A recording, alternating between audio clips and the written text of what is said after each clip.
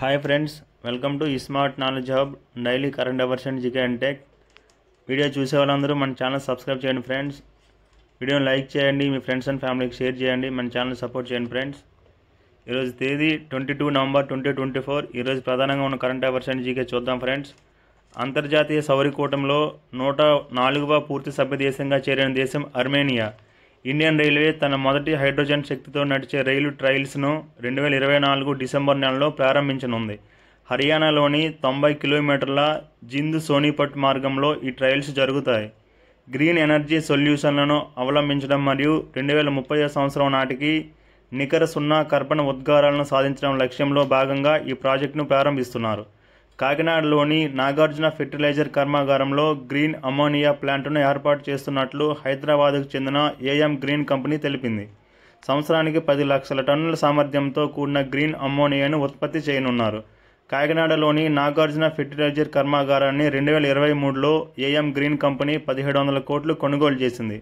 ఇప్పుడు దీనిని సాంకేతికంగా అభివృద్ధి చేసి గ్రీన్ అమోనియాను ఉత్పత్తి చేయనుంది.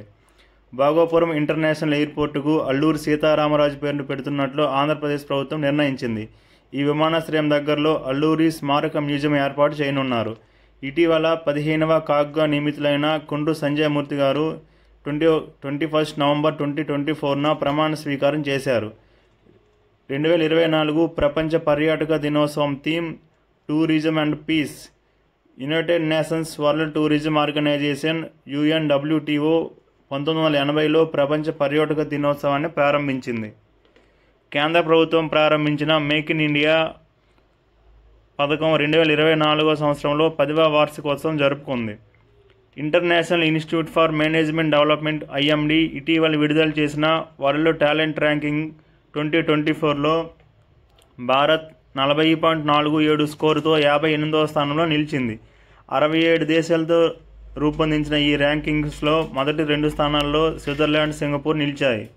ఇటీవల బెంగళూరు నగరంలో 5G ORAN open radio access network testing ల్యాబ్ను కేంద్ర కమ్యూనికేషన్ శాఖ మంత్రి జ్యోతిరాదిత్య సింధియా ప్రారంభించారు. బెంగళూరులోని CDOT centre for development of telematics క్యాంపస్లో ఈ ల్యాబ్ను ప్రారంభించారు. వరల్డ్ మ్యారిటైమ్ డేను 2024ను సెప్టెంబర్ 26న నిర్వహించారు.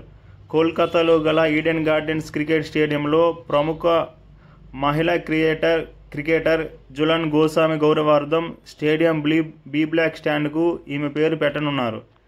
భారత సైన్యాధ్యక్షుడు జనరల్ ఉపేంద్ర ద్వివేదికి నేపాల్ సైన్యంలో గౌరవ సేనాని హోదాను ప్రదానం చేశారు.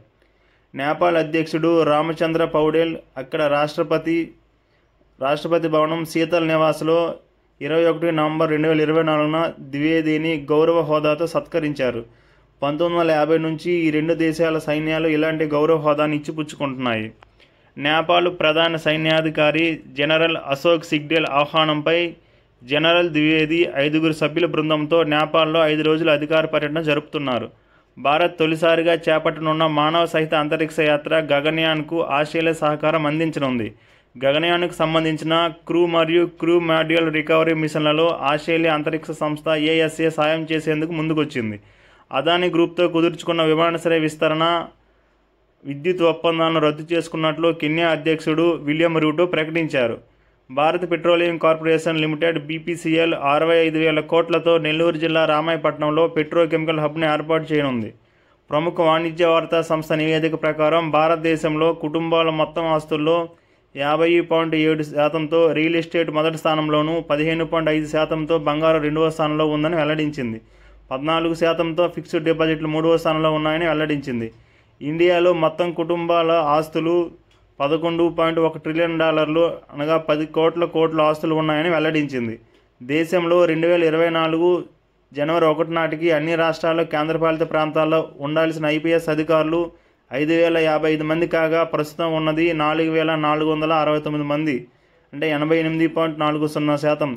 అత్యధిక IPS అధికారులు ఉన్న రాష్ట్రం ఉత్తరప్రదేశ్, 499 మంది ఉన్నారు 541 మందికి గాను. ఆంధ్రప్రదేశ్లో 144 మంది ఉండాల్సి ఉండగా 131 మంది IPS అధికారులు ఉన్నారు.